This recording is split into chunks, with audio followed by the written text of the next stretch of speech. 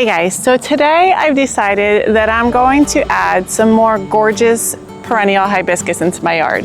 And where I'm going to be adding it is right where this dappled willow is.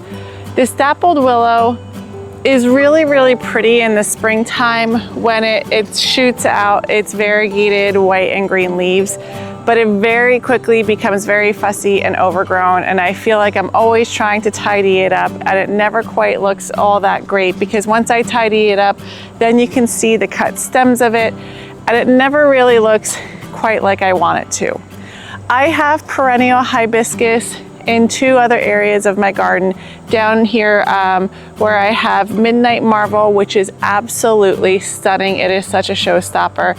And then I have what I believe is, I have Dark Mystery Rose Mallow. So now to tie it all in together, I went to the garden center today.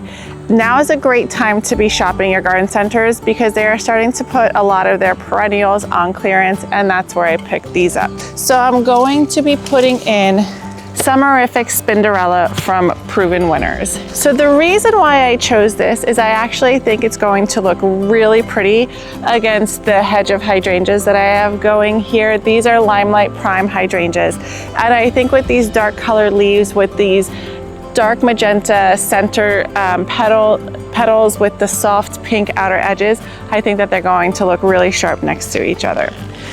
Now this is a bit of a trade-off because the dappled willow, like I said, looks really great in the springtime, and then it very quickly outgrows the space and it gets really large.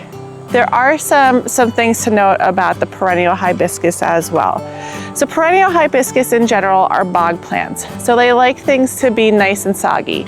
For me, the challenge that I have in this bed, and is the challenge across most of my gardens in general, is that one side is really dry because it's on an angle, and as the water runs down, it tends to pool here when we have heavy rains. So it pools here and then it stays in that wet condition for quite a while before it dries out. In fact, it never fully dries out. It actually is always fairly damp. It is also heavy clay soil, so it is very particular types of plants that I can plant here. Willows do great here for that exact reason. Perennial hibiscus are exactly the same. Now, my perennial hibiscus is hardy in zones 4 to 9. These are not the same as your tropical hibiscus that you get in the garden centers that are all your tropical varieties that grow in much warmer climates. These will also die all the way back down to the ground in the winter, so I will lose all winter interest, whereas this provided some sort of branching structure. But I actually kind of like that because this black cat pussy willow that overtakes the space, it'll give it more breathing room to actually be the centerpiece rather than have to compete with this dappled willow right next to it. The other thing with the perennial hibiscus, while the flowers are absolutely gorgeous, they're very short-lived. They only last about a day and then they drop to the ground. So if you don't have anything planted underneath it, it can look really untidy when it's dropping all of its flowers, because like I said, they only last a day. It's almost like a daylily. The other thing is Japanese beetles love them. Interestingly enough though, the Japanese beetles are only attracted to the perennial hibiscus when it flowers. So you do want to be mindful that when you start first seeing the buds form, to either start spraying them or look out for the Japanese beetles, because if you spray them, you want to be mindful of what time of day you're doing it. You don't want to be doing it when your other pollinators are out. Or if you want to go the route of just capturing the Japanese beetles and kind of drowning them in soapy water, you can do that as well. But they are a Japanese beetle magnet, so you just want to be mindful of that. But outside of that, they are fantastic plants, and they add such a big punch to your garden during this time of year when things and conditions are starting to be a little bit harsh in terms of the heat, in terms of the storms, in terms of the rain. These are tough as nails. They also are one of the last things to break dormancy in my garden, and I've heard that fairly consistently throughout gardens across the country as well. So you might think that you have planted it and you've completely lost it next year, and it doesn't really start breaking dormancy until about June when things really start to heat up. So just keep that in mind. That said, I'm going to work on taking this willow out. Now the root system is quite extensive, so it's going to take me a minute to get it out. I also am going to space the perennial hibiscus. They get fairly large, so this is one of the things that I see a lot of beginner gardeners, including my husband, really not take into consideration is the spacing.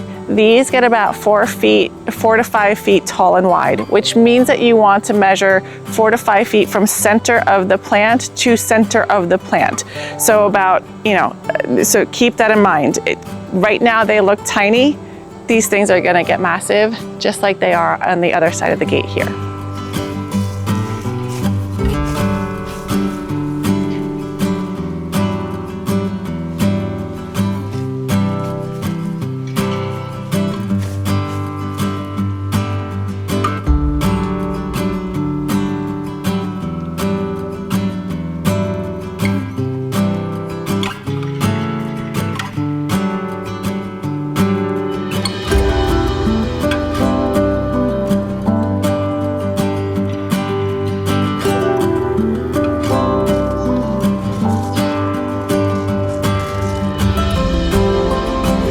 Because it was that really heavy clay soil, that was really heavy.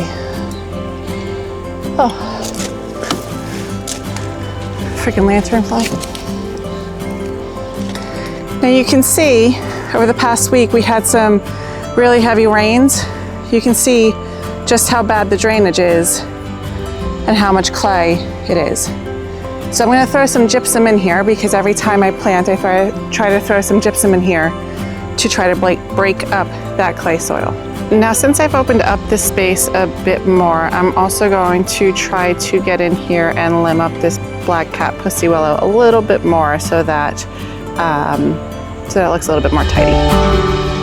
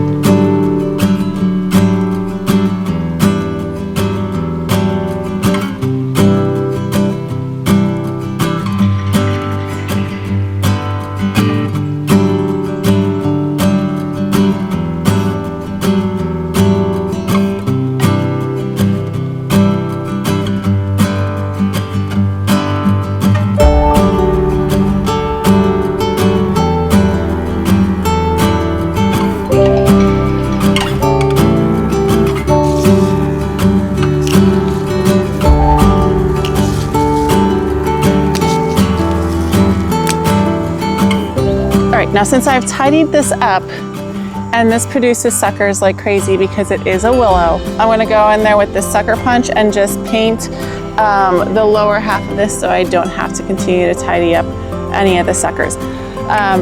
Two things, I've noticed a lot of Japanese or Chinese lanternflies on the willow. I haven't done my research on it, but I have heard that willows are hosts for these Chinese lanternflies. So I don't know how to go about eradicating them. I have read that planting more milkweed is actually very poisonous to them and they love it. So I might go and do it that way. But there was quite a bit of them on here. The second thing is, as you're applying the sucker punch to anything, you just want to be careful because it can irritate your skin. So either wear some gloves or just don't get it on yourself.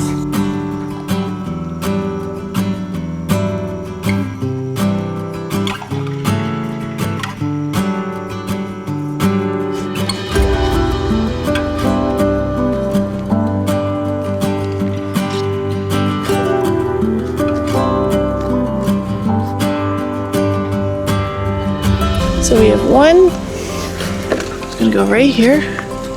All right, now I'm cheating on the spacing a little bit and I'm putting them 4 feet apart because I want them to grow into each other. Wet clay soil is not fun to dig because it is so heavy.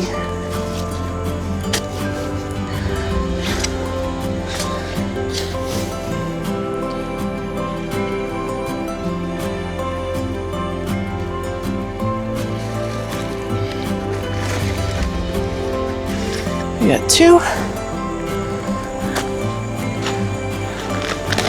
All right, now I'm adding the gypsum.